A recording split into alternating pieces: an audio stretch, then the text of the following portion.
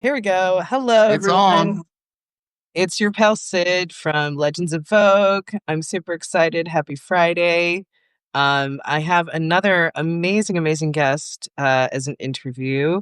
My dear friend, Cunt Traxxx, aka Colleen Mizrahi, aka Kyle. Hi.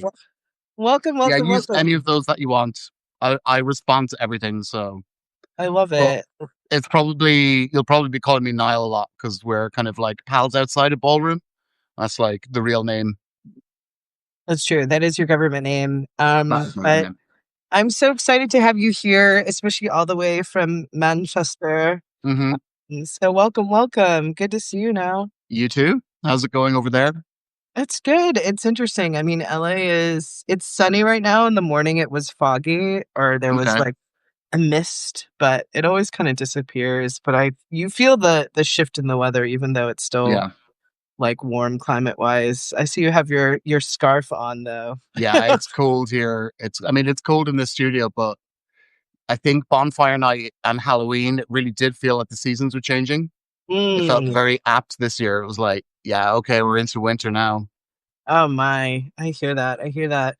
Well, I'm so excited because obviously we've been trying to organize this chat for some time. Hmm. And I want to give folks just a chance to understand who you are. So I'm going to read this Okay. illustrious, incredible bio. So for folks who don't know who Contracts is, having started producing ballroom beats way back in 2011, Colleen Mizrahi, aka Contracts, is the original pioneer of the Vogue house genre in the UK. In a long and storied career, Colleen has DJed balls and functions in Europe, voguing hotspots like Paris, Berlin, and London, and was actively involved in the founding of the nascent London ballroom scene over a decade ago.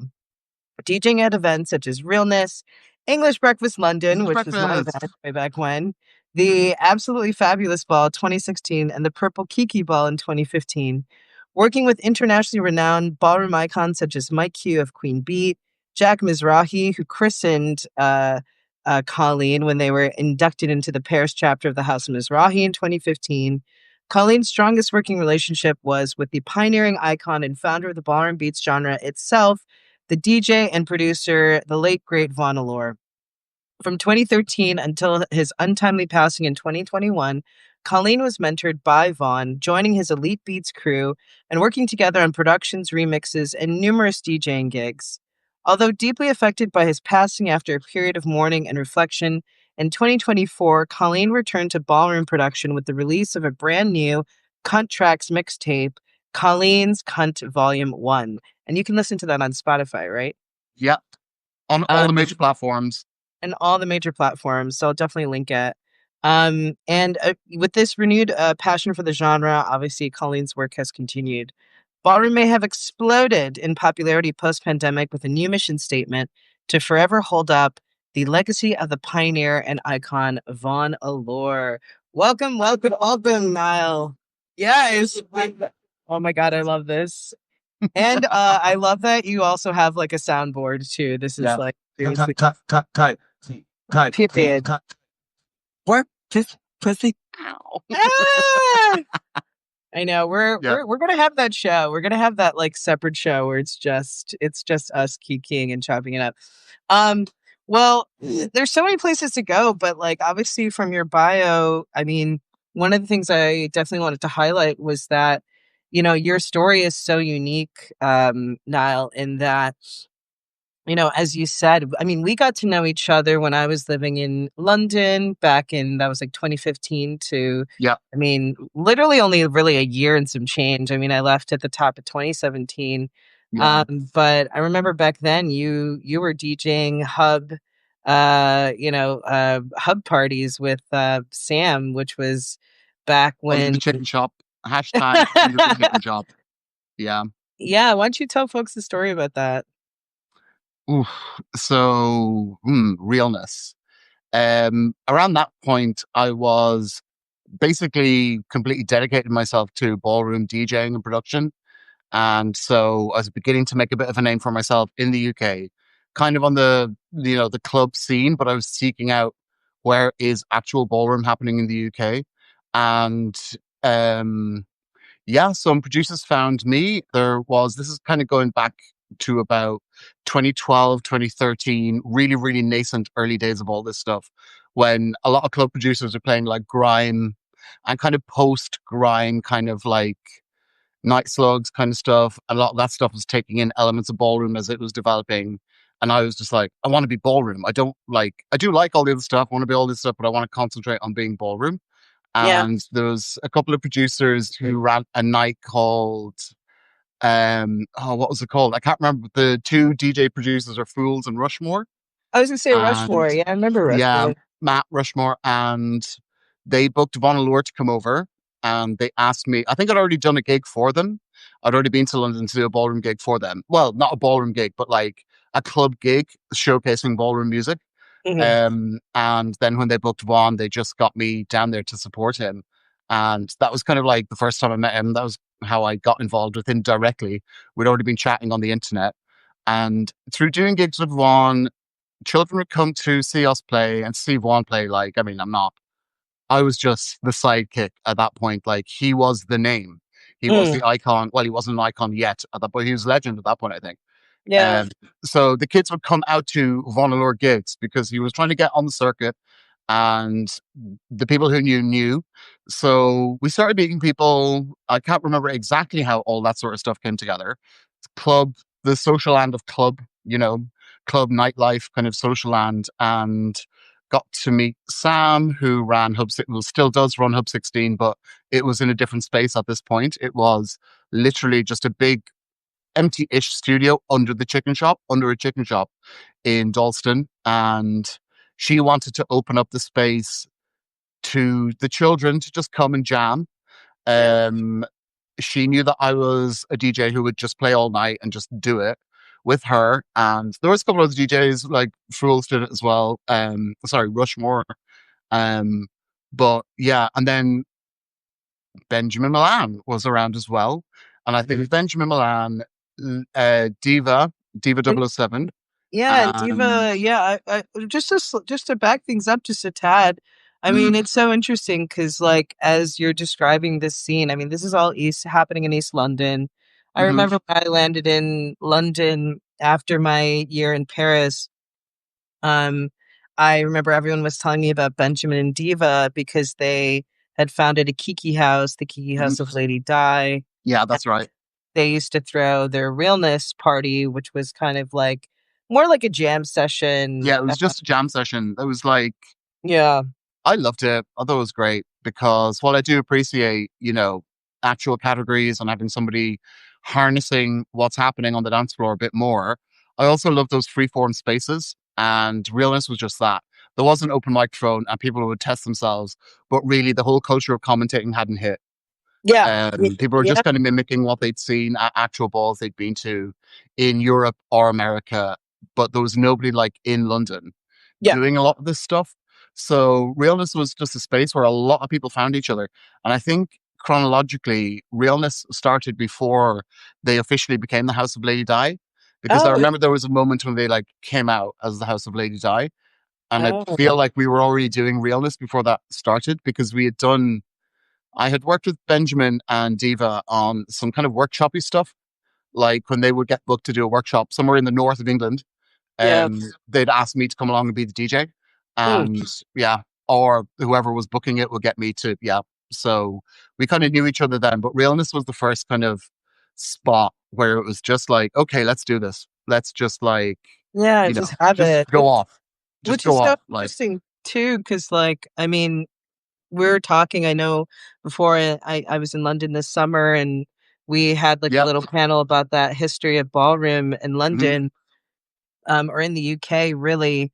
And the history goes back, obviously pretty far into the 80s and yeah, you know, first with the House of Child from Les Child, which was kind of like an outgrowth of kind of connections between Lee Bowery, Les Child, and what was going on in New York at the time.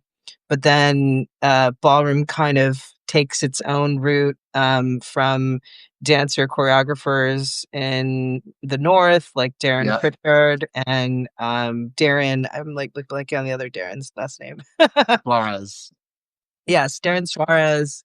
That they kind of got into the culture and started doing their own things, but they were, again, more like showcase stuff.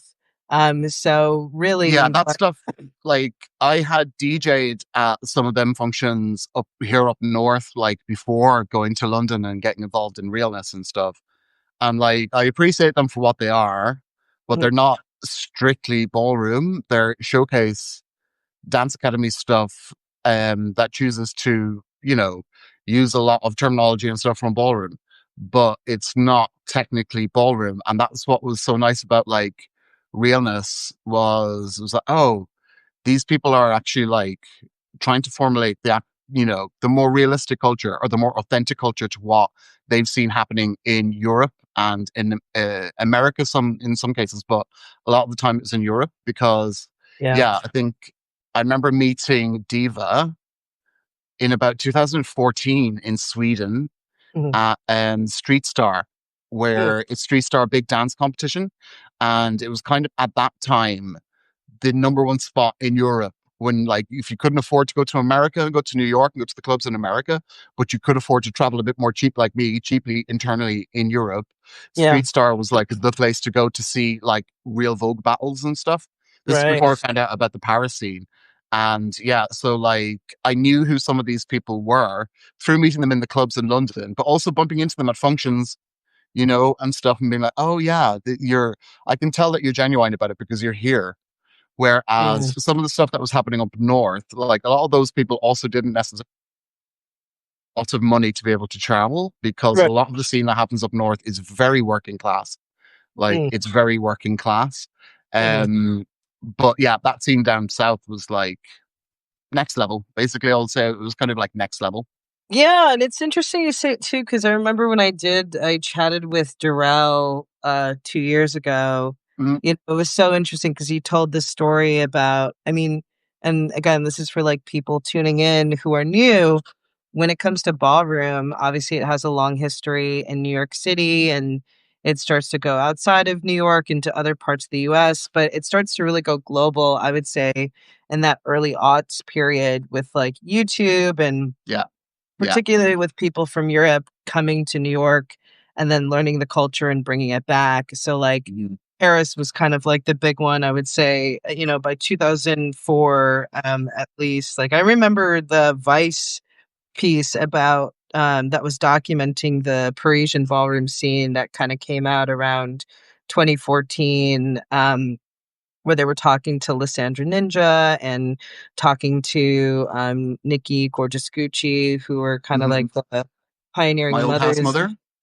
yeah, of that Mhm. time, which was, like, such a big moment because I realized, like, when I was in Paris at that time, it was really still kind of fresh and new, Mm, but I remember Jarell told a story where it was, like, he was at a club night, and a lot of the people from Paris came, and they were voguing, and it was kind of like his first sort of, like, yeah. real in-person, Well, take with well, it, so well, that is a funny thing, and I would like to hear your thoughts on this as someone who, like, you have lived in the UK, but you're only here for a short amount of time, yeah. like, in the bigger picture. Because one of the things that I think was going on as well is, a rivalry between Paris and London in terms of which one of these cities is actually the coolest and realist capital of Europe. Because I think when it comes down to it culturally, there's the three big ones are London, Paris, and Berlin. And Mm, there are other cities where like great things are happening, like no shade, it's not about that. But I'm talking right. about like the world stage.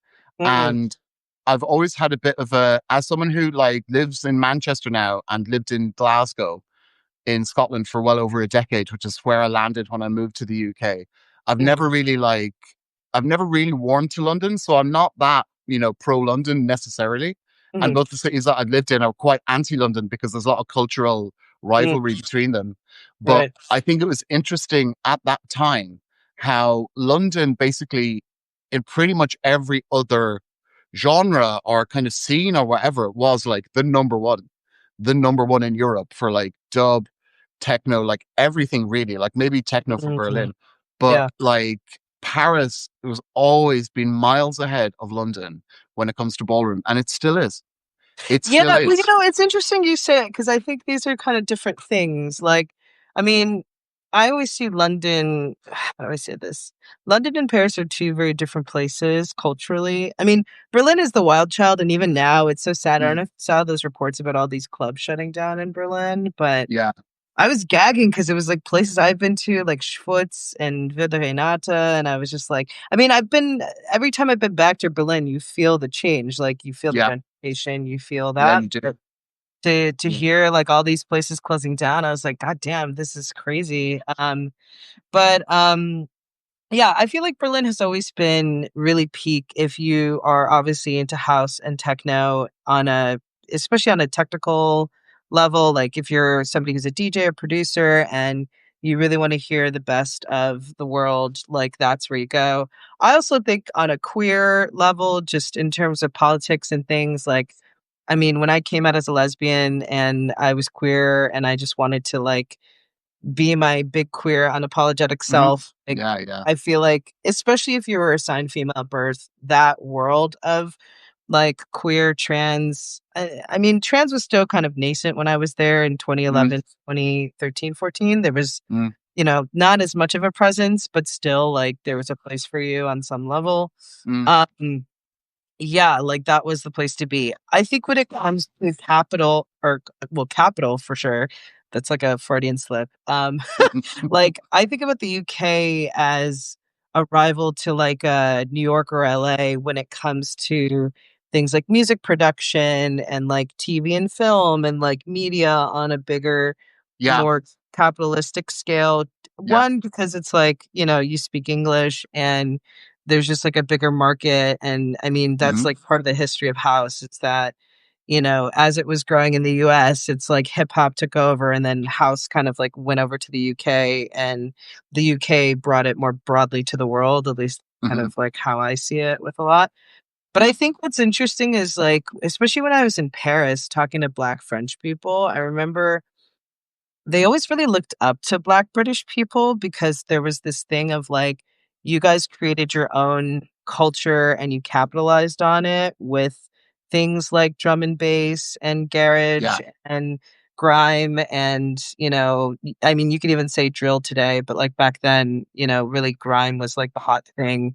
yeah. So I feel like there is always this sense of like, the UK and specifically London being closer to the US of like people creating their own culture, especially marginalized populations, and then capitalizing on it. Hmm. Hmm. Whereas I feel like in Paris, again, because of a variety of factors, there just maybe wasn't that level, that This same is, style. yeah, I mean, you could argue differently today because obviously there are like international pop stars. Like I think of that woman who performed at the Olympics, who's like a huge global pop star. I forget, it's like something Nakamura. She's like they called her the French Beyonce. right. Okay. What was But her isn't it name? interesting, like, listening to you say that? And I'm like, but it's really interesting to me that the UK has not given yet the global ballroom scene anything as significant as Paris Oh right, or okay, yeah, any sorry, of but the other capitals. Like, it is like you're bang on with what you're saying about, like, I'm also saying this as a white person, so I'm supposing here, but like Black British people probably find it easier to sell their culture to Americans than Black French people because of the language barrier and certain cultural barriers and stuff like that. That's yeah. correct. Like, I think that is, and also, like, it's not just about selling. There is a genuine language exchange and cultural exchange happening there when you get into more niche scenes and more micro scenes that were representing thing about, like, UK was always able to sell American music back to Americans because they got white people to play it. Right. White people ended up playing it. That's so true. And it's nice to see in this generation that actual Black British people are beginning to, like, sell straight to the American charts. It's Yeah. like, take out the white man, like, take out the white middleman and just let the actual Black people sell it back. Great. That's really happening. But still, Yeah. to me, the point remains that, like, I don't know. I don't think the UK has made its global ballroom statement yet. That's Oh, kind right, of okay, yeah, my so, hot like, take.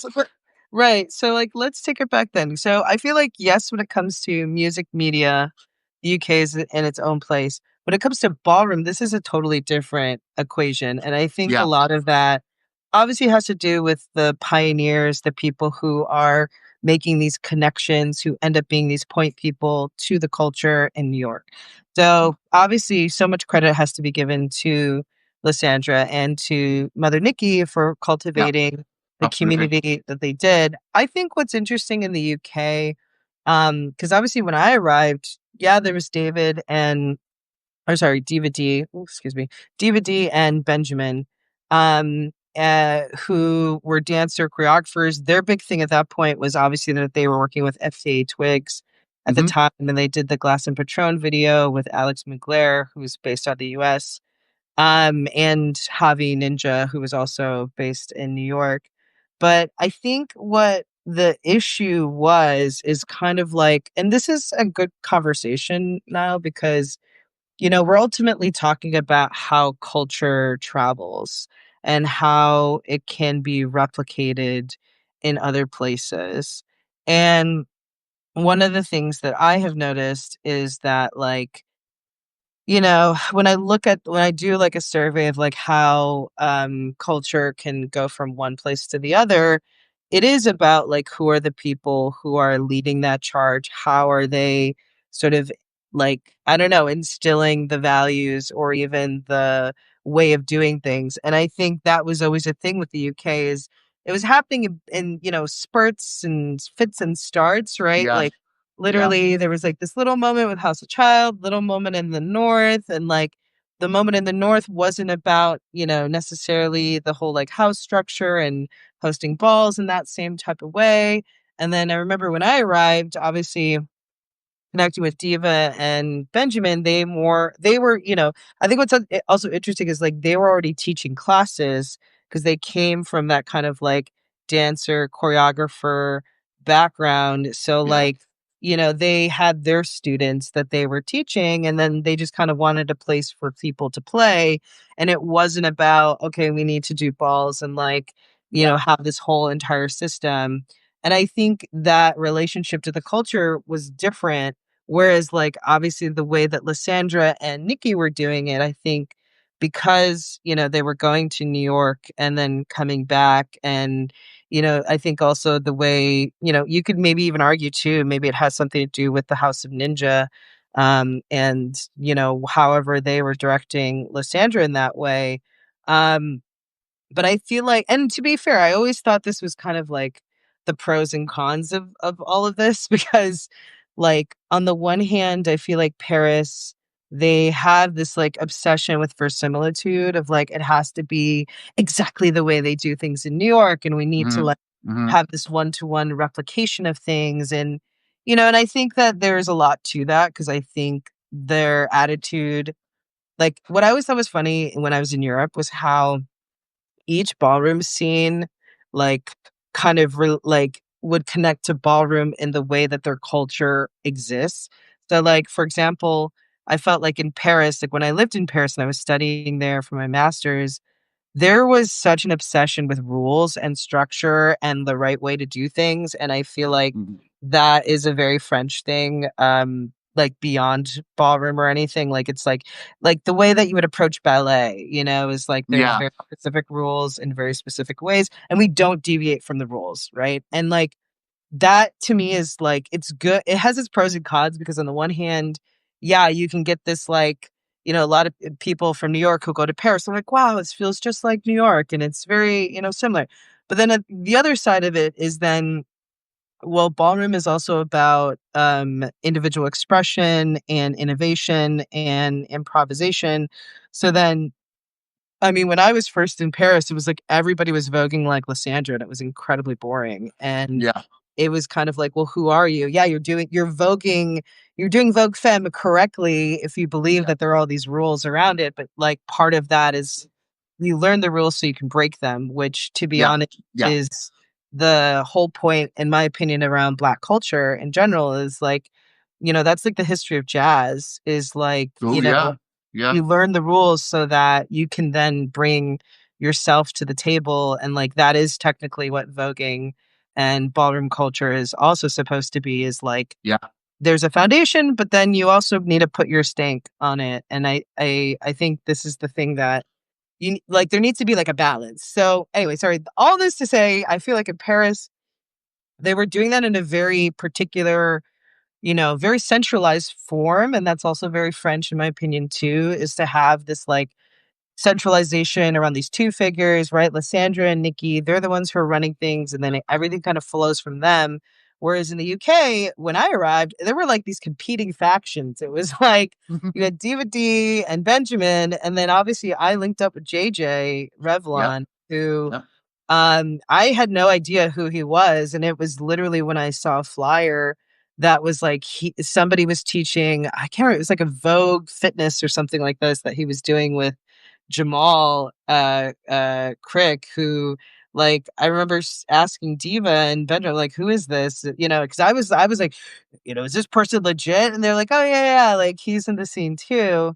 Um, and then it was interesting because then obviously like I link up with JJ because I wanted to do a regular night, and because I had just come from Paris, and they had their creme de la creme party on Wednesdays, which was just like Hmm. that was like that was more like an OTA type of situation where you just show up, there'd be a couple Yeah. categories and you have fun. But and Benjamin and Diva were kind of like, okay, we've already done our piece, we already did our thing, we're taking a step back. JJ was enthusiastic, and that's obviously how we created English Breakfast London. But, I remember JJ, he was, like, so at odds with Benjamin and Diva at that time because he was like, "Well, they're not doing the culture right, and, they have their party under their chicken shop, and ballroom should be, in a better place," and, like, I don't know, he just had, like, such a chip on his shoulder about the way ballroom is being done in London, and, whatever. I think that was, like, obviously his personal beef, especially with Benjamin, Mm. that I think, like, what that it was like, and I feel like this happens in ballroom where it's like, you think it's about one thing, and then you find out all this history between 2 people, and you're like, "Actually, it's other shit, and this is, Yeah. like, the smoke screen for whatever the fuck is going on." But anyway, I just always felt, London was this constant what do you tug of war, or, push and pull of who has power and who is running things, and it Yeah. was Yeah. it always, I don't know, to me that feels like such a very UK thing about this, like, But but I think but that speaks to the potential of something blowing up in the UK and again going global and going worldwide, like, and potentially making inroads back into America and stuff like that. I think when you're in London and you're in cities like all the major cities that you just talked about, well, the three that we're talking about, like London, Paris, Berlin, and like I've spent most of my life, cultural life, in cities that are not on that radar to that yeah, level, but are still very culturally rich. You know what I mean? And I think I do, to an extent, understand why it can be so cutthroat in London, yeah, because it has the potential to be really big, and everyone's like, the rat race is in London. You know what I mean? yeah, Like yeah, that's where totally, that totally. is. I can understand how people, and even they don't maybe necessarily see themselves as being in the quote unquote rat race. But if you're a marginalized person, certain aspects of your identity are holding you back from crossing over anyway, and something comes along that heralds you, you're going to want to be like, this is me, this does represent me. Like, Yeah, yeah, I do understand why it gets cutthroat, but also I know we've talked about this a lot in the past ourselves in other conversations, but like, mhm, when ballroom is kind of in other spaces that doesn't have that influence, and maybe say doesn't have as constant access to New York or people from Paris or whatever, and it kind of develops its own thing. mhm, That's like what you were talking about as well. It's like jazz. It's like that has to happen, that has to be allowed to happen. And I think it's interesting because I think, like, there's so, like, I'm not American. I've not spent much time in America at all, really.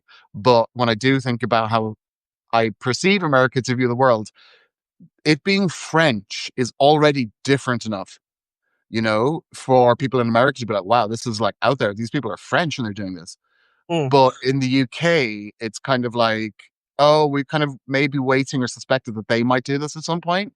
They mhm, might take, like, smaller niche American cultures and try and like embiggen them again to maybe try and sell it back. But Mm, also, like, I don't know, when the UK does that most successfully, it's something that's got a spin on it. mm, Like American people don't seem interested in hearing music that actually sounds like it's from America, that's not from America. You know what I mm. mean? They want Interesting. to hear, like, okay, what are you actually doing over there? Because, like, I remember when Dizzy Rascal started to get props in America, and it was the really, like, honestly, it was the first time that indigenous is not the right word, but like homegrown, like super homegrown hip hop that was just like this could not have come from America Mm, because of this person's accent, their flow, their cadence, and the beats that they're on top of. It sounds totally alien to mm, America. And that was a breakthrough because Americans heard it and were like, what the fuck is this? This is not trying to be us. This person's mm. being themselves. Right. And I don't think like a fascination with like really maintaining a strict adherence to the American rules is never going to generate anything genuinely boundary pushing in the UK because people in the UK have also got a complex relationship with American identity. Yeah. Like I can speak to that as an Irish person as well, like very complex Mm, relationship to America. So if anything is going to come out of the UK, that would push things forward back in America. It wouldn't sound or it wouldn't fully sound like what is coming out of America. yeah. Yeah, no, it's so interesting you say that because then, I mean, you make me think about like how Stromae hit it big in the US, with this kind of like Belgian electro pop and that was like so massive, or the Gangnam Style guy from Korea.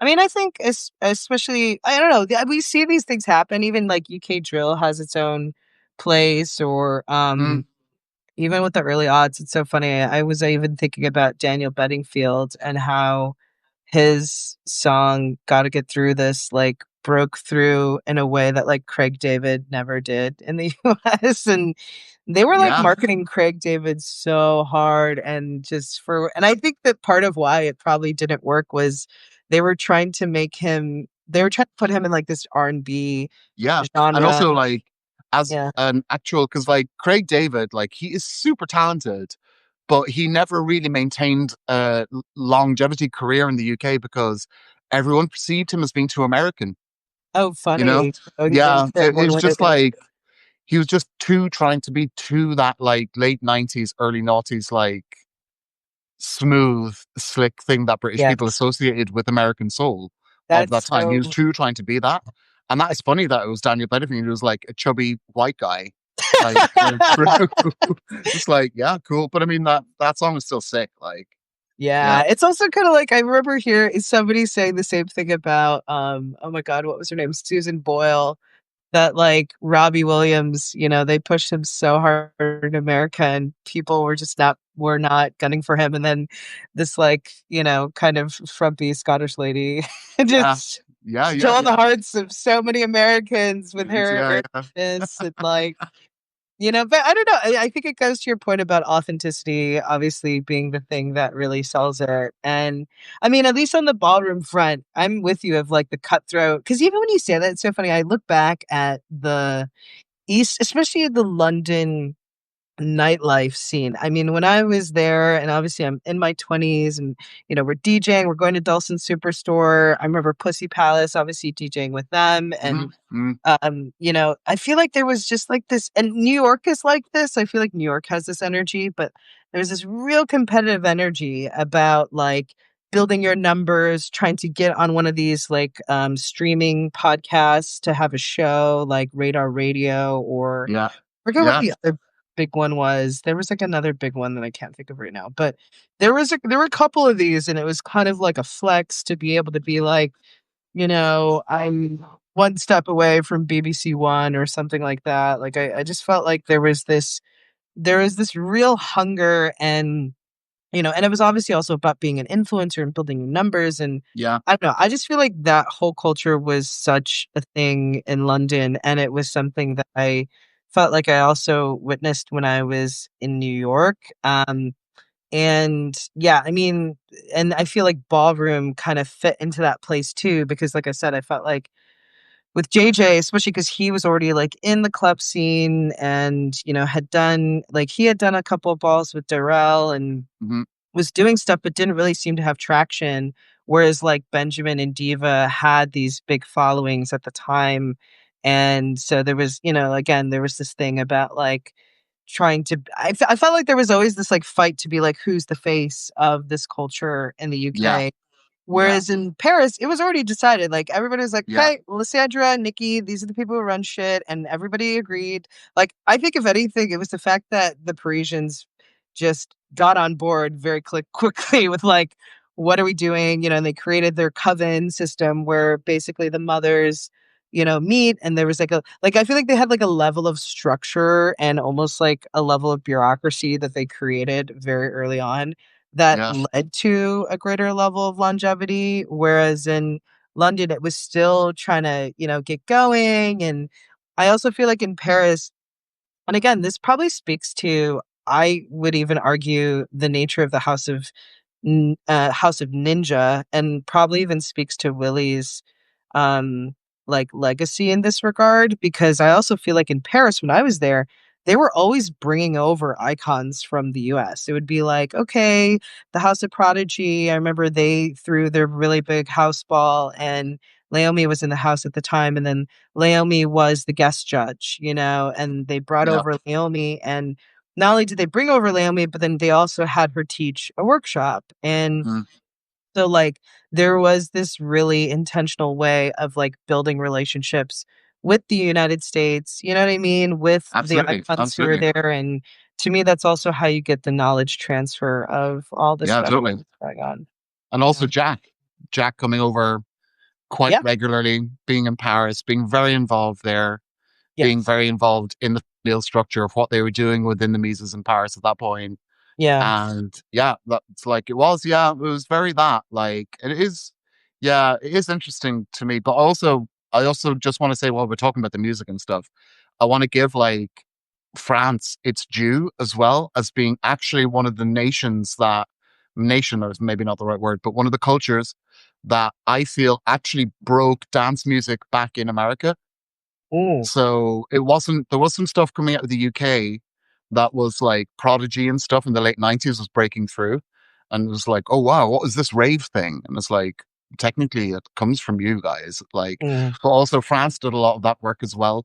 So ballroom being very big in Paris makes sense to me culturally because it's a house city, it's a house town. Yeah. Daft Punk and all Yeah. the scenes and all the record labels and all the disco based record labels Yeah. from there was already culturally, you know, that's always the bedrock of Vogue is Yeah. It's the music. disco and house, like in the many millions of different permutations that exist now.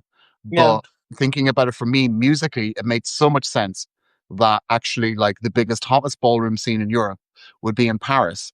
Because, well, I mean, it would have, to me, it kind of would have made sense if it had been in London as well, but it wasn't that much of a surprise that it was Paris because it's like, oh, there's so many cultural things there that are just going to click. Yeah, Yes. Yeah. But I would actually take it a step further. I actually would argue, because when it comes to like dance capitals of the world, and this is us really talking about street dance, yeah, I mean, I always heard it's New York, Paris, Tokyo. These are like the three major hubs for mm, like that world of street dance competition, and street dance yeah, being obviously things like hip hop, popping, locking, throwing and whacking in there, all this stuff. And so Paris had a very strong dance culture. Like, I mm, think, especially, being a European city, they invest in culture in a really big way. Obviously, Juste Debout being like one of the biggest, if not the biggest, like hip hop dance competitions. And so, you had a lot of people who had an interest in this style of movement, right? House dancers, again, people who are already doing styles of dance that existed and were being taught in studios. Because, like, my story with when I was in the House of Ultra Omni at the time, Caroline was my plug to the house, and she was a house dancer.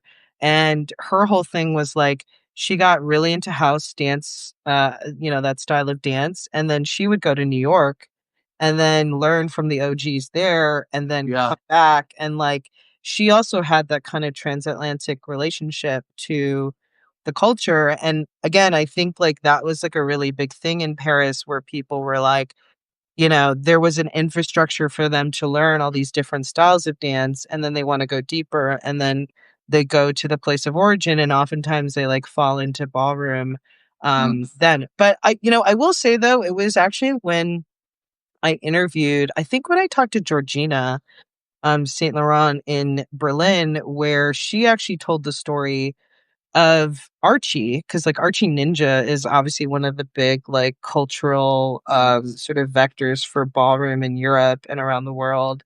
And it was like she told the story of like, I mean, not only him coming over and like teaching people, I mean, his big thing is whacking, but he would also teach voguing.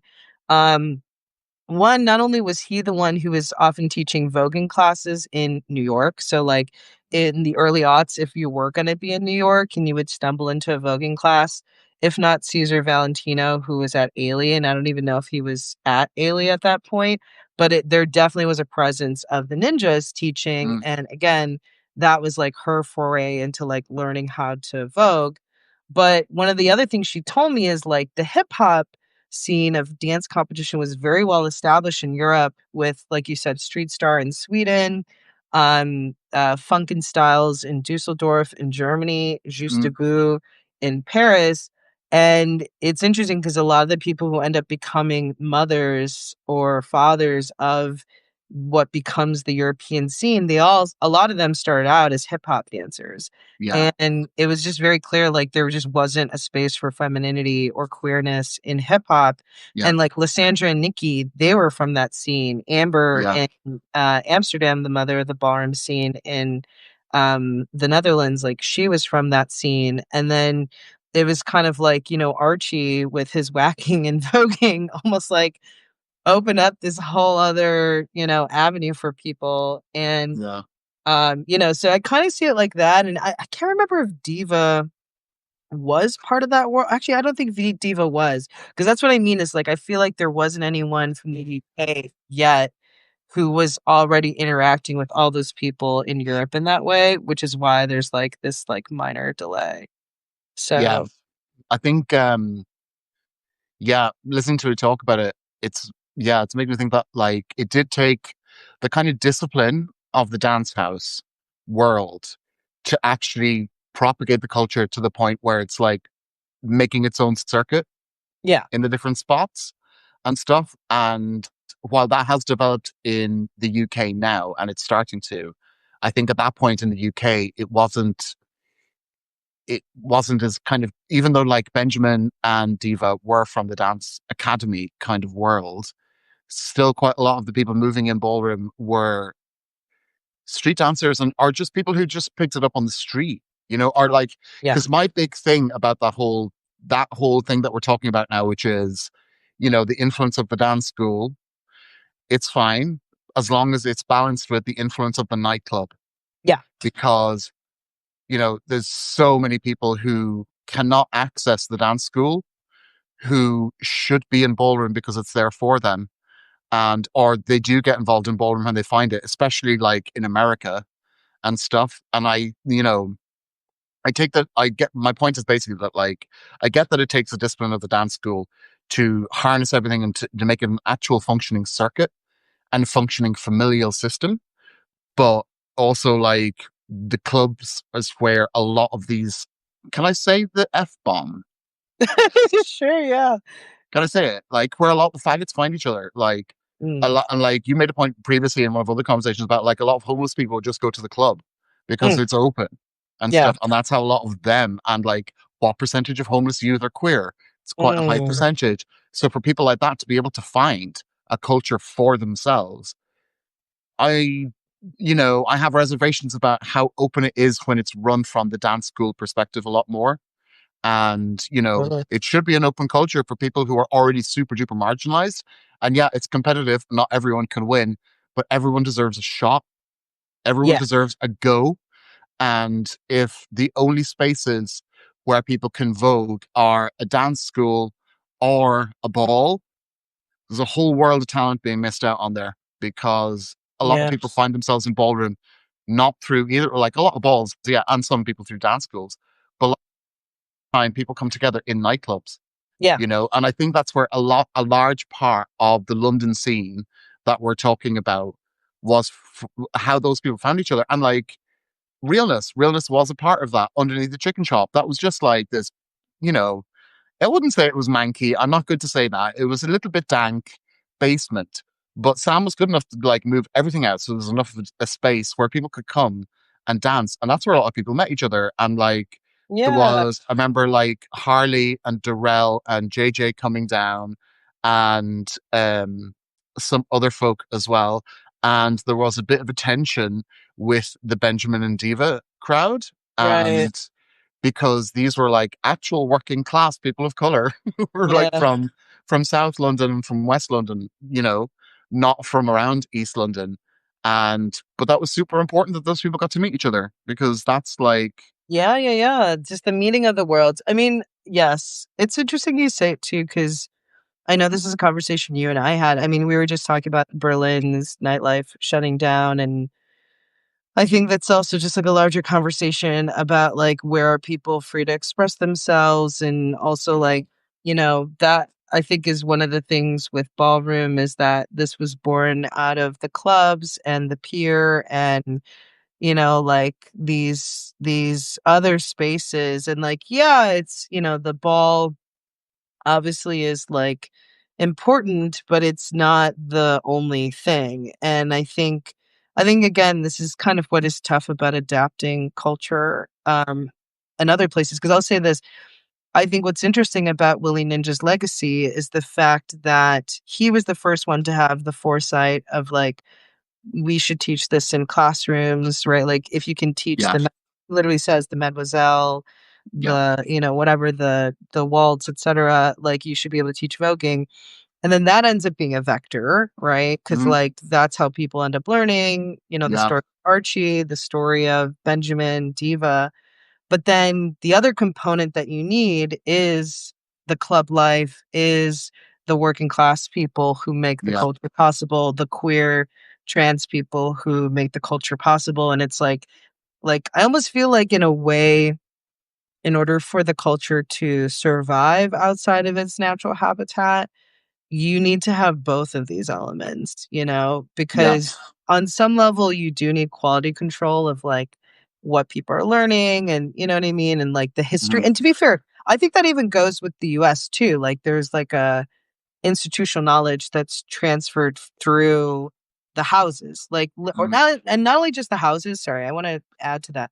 it's like institutional knowledge, and by that I mean literally like if you're gonna learn how to vogue from your house mother or something, like or house father, like those people learn from somebody else. And so like mhm, your style of vogue is gonna look a certain way. It's like I can tell when somebody has taken like Jamal Milan's Old Way workshop. Like he has a very particular style of vogue. And mhm, it is like a language. So it's like yeah, I see you speaking the language with this Jamal Milan accent. mhm, But yeah, yeah, so you need a level of that, and that kind of like organically happens in the US, in particular in New York. But then like, again, it's like you need that, but then you also need like, and I think obviously that was the thing with Paris, is I think those elements came together more seamlessly, where it was like you got the institutional knowledge, and then you also got like they're just more, black queer people just like en masse who really needed ballroom in a very real way, I think, over yeah, there. And that was also Lysandra's world because, I think, and Nikki's world, I think, is like they were already tapped into the black gay scene. So, mhm. it's like obviously they're gonna like attract those kinds of people and stuff like that. So, it says a lot. But you know what? Actually, I want to shift gears a little bit, Niall, because like part of what's special about having you. Where, I where, love it. where, where? Yes, let's work this pussy. Obviously, much of your bio, you talked about Vaughn, Mhm. and There he is. There's his picture on the wall. oh, I love that. I didn't even notice. Oh, that's Yeah. beautiful. Oh, I see that. Yeah, and it's so interesting because he was obviously such a crucial aspect of ballroom, and you know, it's like I don't know. We can go on and on about him, but I I think want to. like I think I do want to say though, before we completely move into like purely Vaughan focused stuff, I think this is why I think that because he was a massive vector for bringing ballroom to the UK. Yeah, Like, let's and go also to there. France and also to Germany, to Europe in general. Yeah, Like the bitches who knew that the DJ you want is Vaughn, either Mike or Vaughn. But Vaughn was a bit more like Mike was kind of blowing up at this point, so he was money, whereas Vaughn was a bit cheaper and a bit kind of like, yeah, I'm just here to help the culture, and yeah, like he was so foundational in seeding ballroom culture in the UK.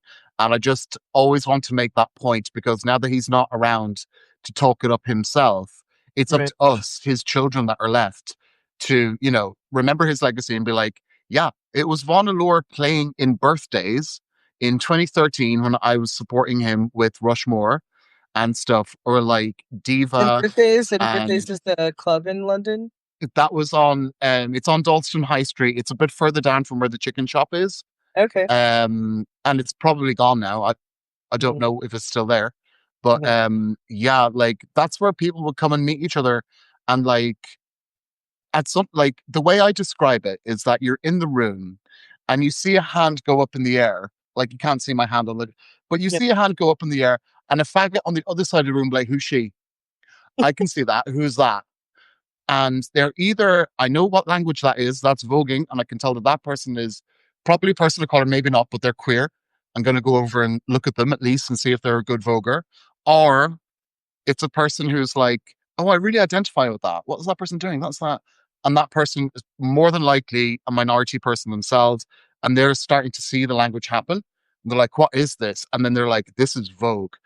That's how Mm. it spreads as well. That's how it spreads. Like, and yeah, before we move on to talk about Von Moore, I do want to like drive that point home that he was so integral to being a vector of correct and proper ballroom culture, like traveling the globe in that period of time. Mm. And because everything is so, to my view of it, everything is still so dance school focused here in the UK anyway, it's very easy to forget that so much of this culture that is thriving now was seeded in the nightclubs, not just in the dance school.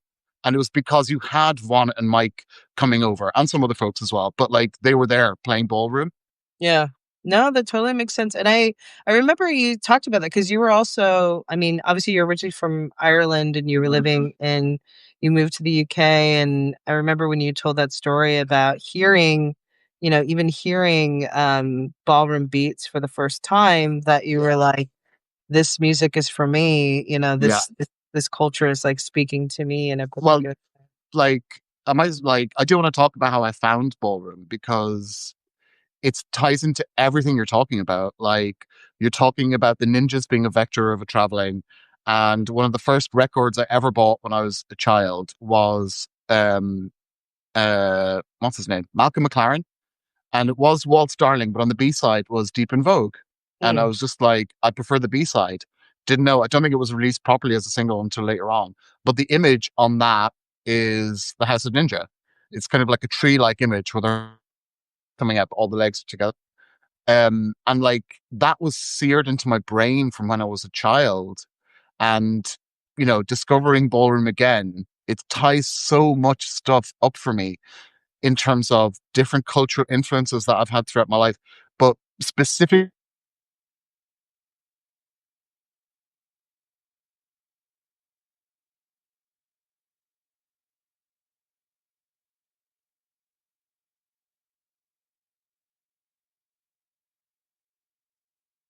oh wait, Niall, you froze. Let me see what's going on. Oh no. Okay. All right, guys, we're having a little technical difficulties. I'll have to wait for Niall to come back.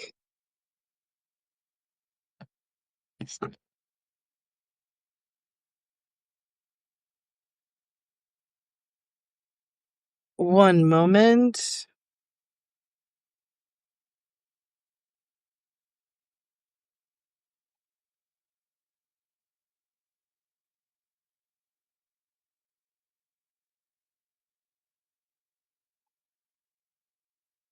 All right, one moment, you guys. I'm gonna get Niall back with us soon.